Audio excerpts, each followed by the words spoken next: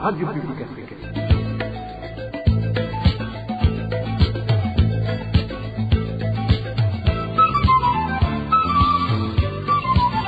Radio Publique Africaine.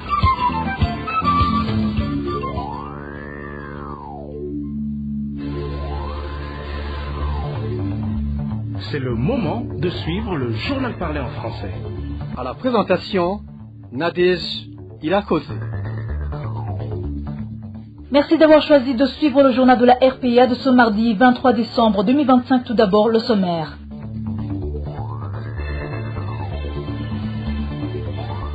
Des réfugiés congolais sont déjà décédés suite à l'épidémie de choléra dans la commune Lumongue, en province de Virunga. L'organisation internationale Médecins sans frontières affirme que la santé de ces réfugiés est tellement menacée à cause des conditions de vie très précaires où ils ont été rassemblés.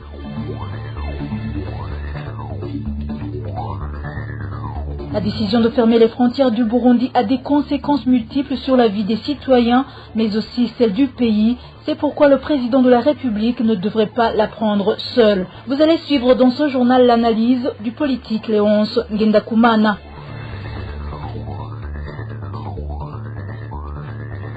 Dans ce journal, vous allez également suivre la rétrospective de cette année dans le secteur politique. Dans quelques secondes, le développement de cette édition.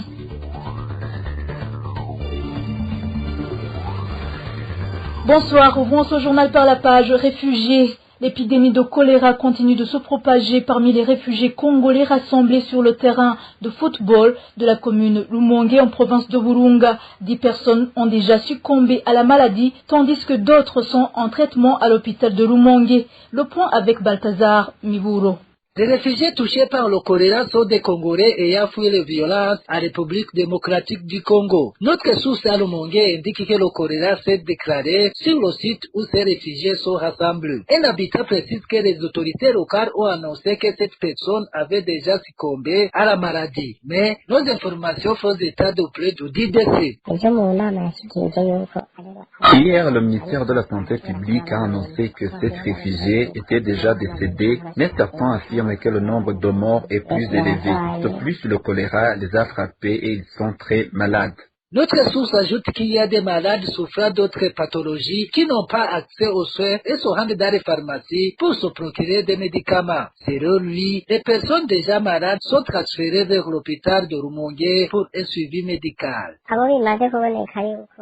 Les personnes atteintes de choléra sont immédiatement transportées vers l'hôpital de Rumongue. Pendant d'autres malades souffrant d'autres maladies ont des difficultés à se faire soigner. Beaucoup se retrouvent dans différentes pharmacies. Jusqu'à ce mardi, 10 réfugiés ont déjà perdu la vie à cause de cette maladie, tandis qu'une vingtaine d'autres sont actuellement pris en charge à l'hôpital de Rumongue. Merci Balthazar Mivuro. Toujours à ce propos, depuis l'arrivée au Burundi des réfugiés en provenance de la République démocratique du Congo, les réfugiés vivant dans les camps font face à de graves difficultés. Selon l'organisation Médecins sans frontières, MSF, les mauvaises conditions de vie dans lesquelles se trouvent ces réfugiés favorisent l'augmentation des maladies. MSF appelle ainsi les organisations humanitaires à mener une intervention d'urgence afin de permettre l'accès aux soins de santé essentiels. Les détails avec Dani Claire, Ilat Koumba. Dans son rapport publié par l'ONG Médecins sans frontières hier, le 22 décembre 2025, Médecins sans frontières étend sa réponse d'urgence et alerte sur les risques de propagation de maladies épidémiques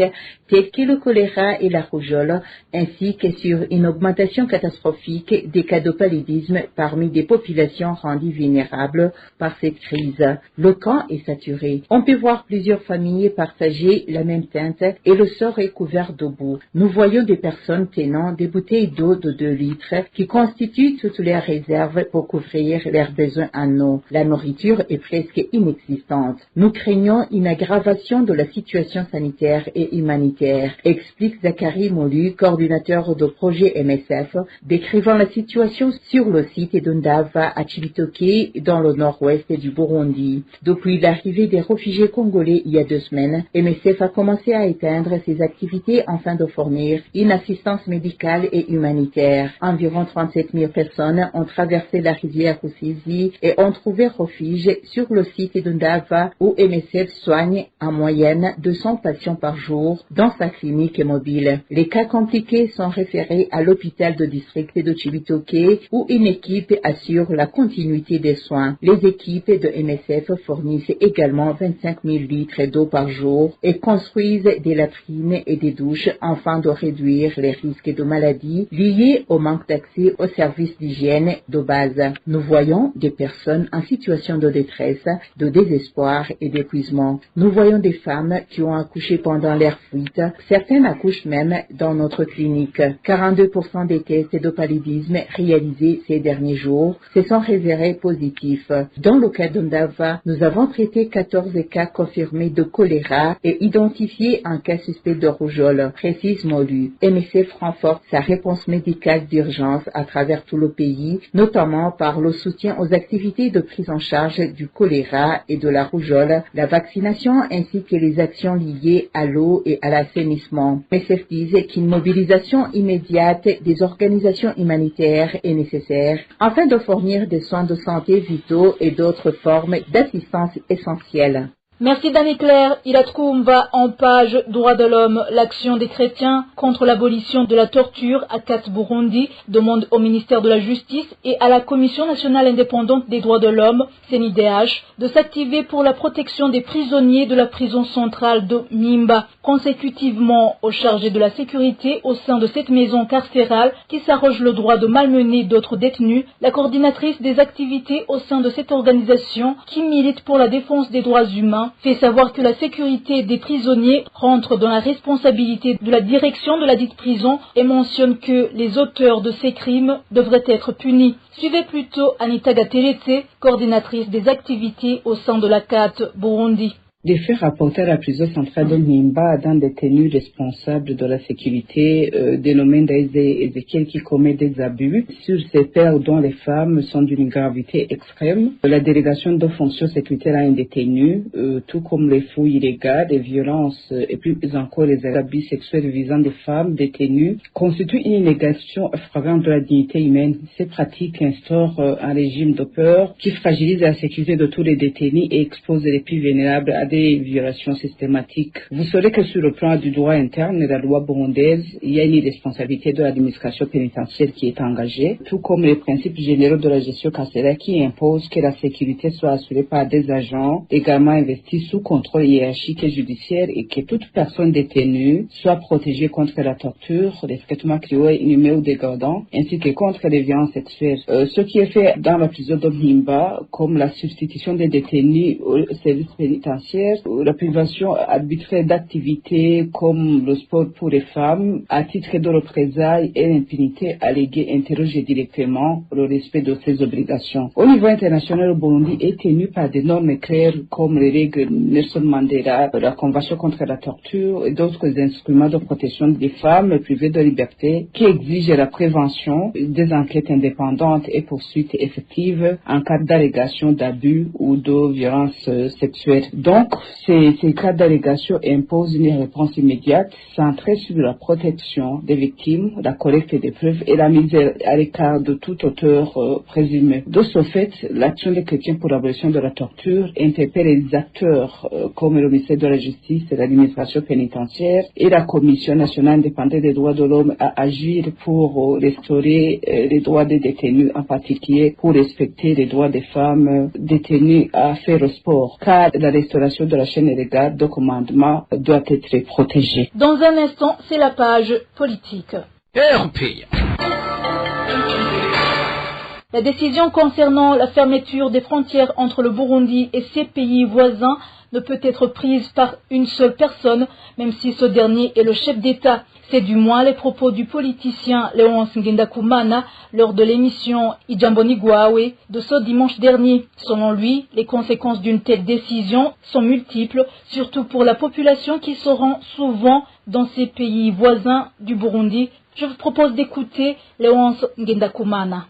hari ingingo nyinshi zifatwa muri kino gihugu tugasanga tuzibayemwo tutazi igituma impamvu. Il y a beaucoup de mesures concernant la vie du pays qui sont prises sans que nous soyons informés ni pourquoi elles sont prises. C'est le cas d'une mesure en rapport avec la fermeture des frontières burundo-congolaises et burundo-rwandaises. Personne n'a pas été informé sur les vraies raisons de la fermeture de ces frontières. Moi, je n'ai jamais entendu quelqu'un du gouvernement expliquer les raisons qui ont fait que ces frontières soient fermées. Même la population est mécontente à cause de cette mesure et c'est pareil aussi pour certaines autorités qui n'ont pas été communiquées pourquoi cette mesure a été appliquée. Normalement, les autorités dans tous les domaines devraient s'asseoir ensemble et discuter si la fermeture de ces frontières est vraiment nécessaire pour le pays. C'est pourquoi donc les conséquences liées à cette mesure sont vraiment multiples. C'est le cas des Burundais qui étudient au Rwanda, de même que ceux du Rwanda qui étudient au Burundi. C'est pareil aussi pour les Congolais. Les étudiants de deux pays faisaient leurs études là où ils se sentaient à l'aise.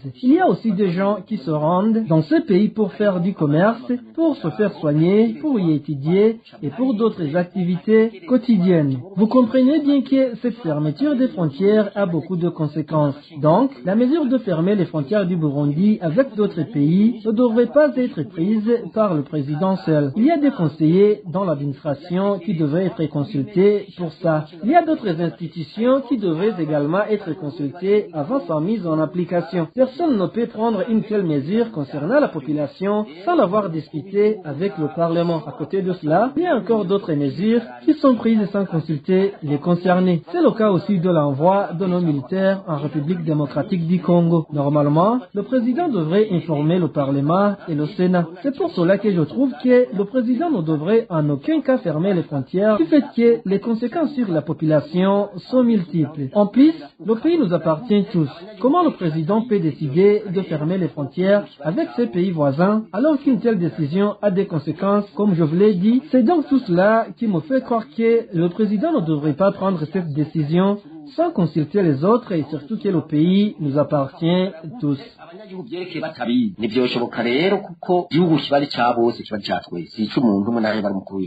C'était le politicien Léonce Ngendakumana.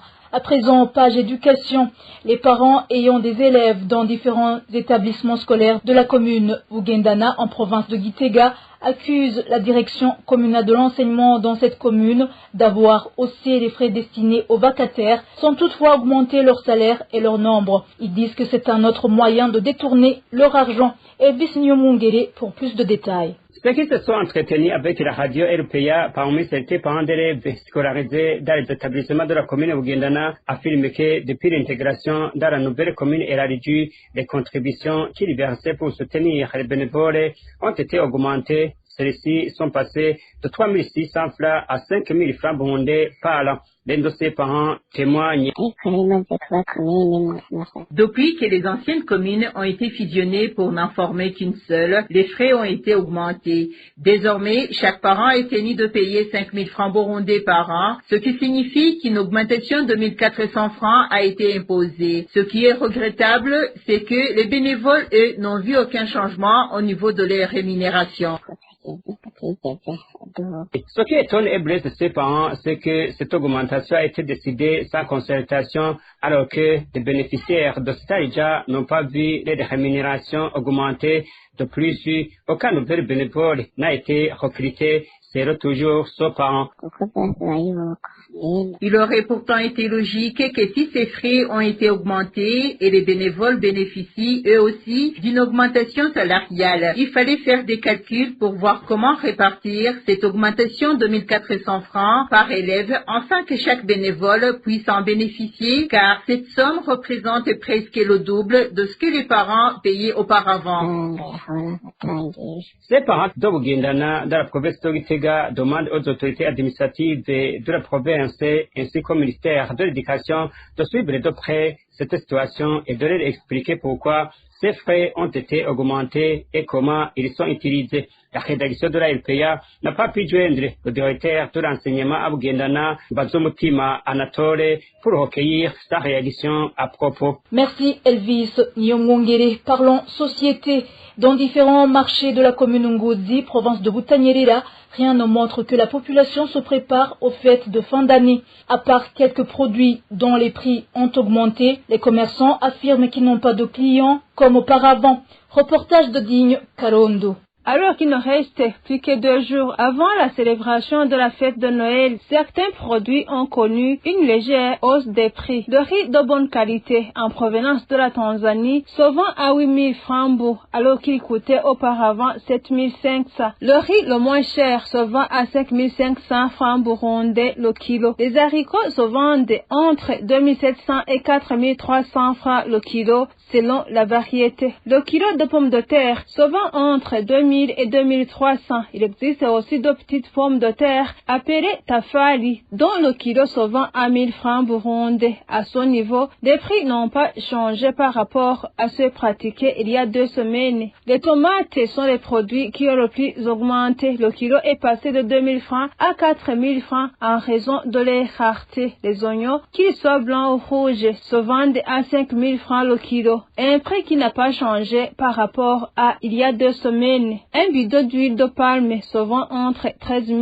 et 14 000 francs, alors qu'il se vendait auparavant à 12 000 francs. Le bidon d'huile de coton d'1,5 litre se vend à 19 000 francs, un prix qui n'a pas changé. Le prix de la viande n'a augmenté ni baissé. La viande avec eau se vend à 30 000 francs burundais le kilo, tandis que la viande sans eau, changa se vend à 25 000 francs. Le poulet se vend entre 80 000 et 100 000 francs, voire légèrement plus selon sa taille. Ces prix sont rapportés par les commerçants du marché central d'Ongozi. Les acheteurs de vêtements et de denrées alimentaires restent peu nombreux selon les commerçants. Ils indiquent qu'il peut s'écouler des heures sans qu'une seule personne ne demande le prix des vêtements, des aliments et d'autres articles ménagers. Les acheteurs travaillant pour l'État ou pour différentes organisations affirment ne pas encore avoir reçu l'argent nécessaire pour acheter les produits indispensables. Certains déclarent que pour eux, Noël risque de passer inaperçu. Dans différents quartiers de la ville d'Ongozi, rien d'habituel n'est observé, si ce n'est de simples décorations indiquant l'arrivée de Noël, tandis que la population vit dans la pauvreté.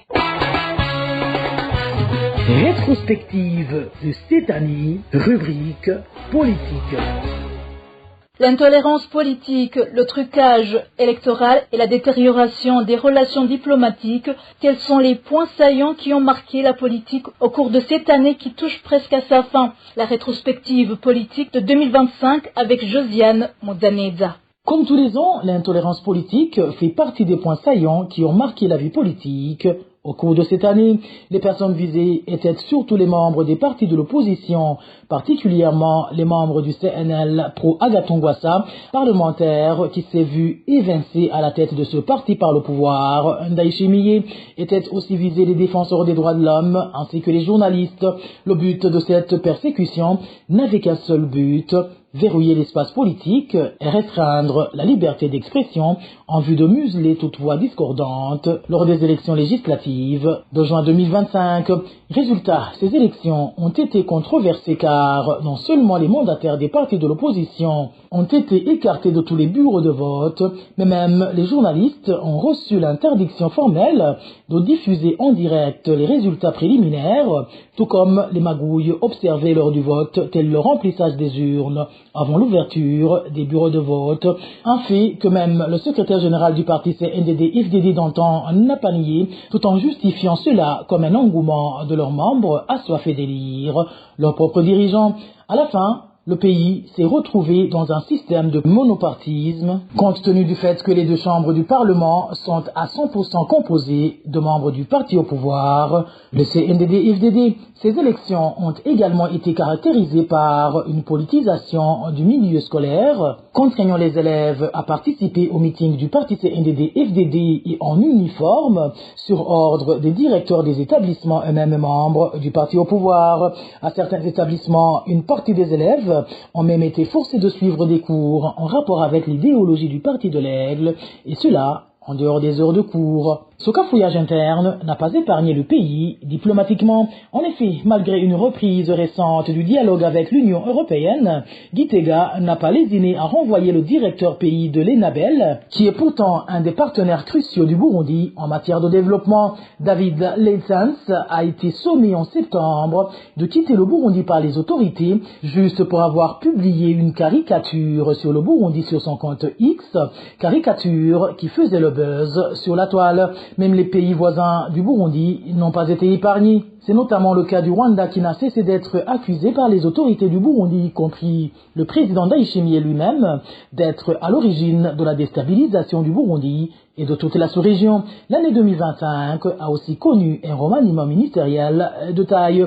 Passé de 15 à 13 membres, le gouvernement actuel compte en son sein 3 ministres reconduits, dont Marie-Chantal Nijimbere, ancienne ministre du Commerce, nommée à la tête du ministère de la Défense nationale et des anciens combattants civils. Elle est devenue la première femme à diriger ce ministère stratégique, jusque-là réservé à des hommes. Enfin, l'année 2025 a également subi un grand changement des plus significatifs en matière politique, avec le découpage administratif qui a réduit le nombre de ces provinces de 18 à 5. Merci Josiane Mouzaneza. Et voilà, chers auditeurs, c'est ici que nous clôturons le journal de ce mardi 23 décembre 2025. Merci pour votre attention. Merci également à tous mes collègues pour le travail accompli. Bonne soirée à tous.